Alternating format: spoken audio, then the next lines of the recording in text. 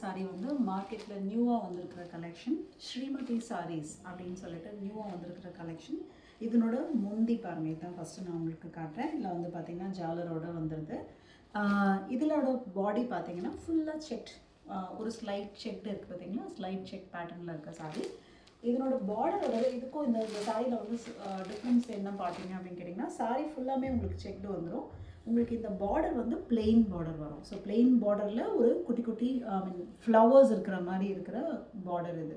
So இந்த சாரியும் இப்போ நெக்ஸ்ட் நான் ஒரு காட்ட போகிறீங்கன்னா, இந்த சாரிக்கும் ஒரு டிஃப்ரென்ஸ் இருக்குது. இதுவுமே ஸ்ரீமதி சாரி தான்.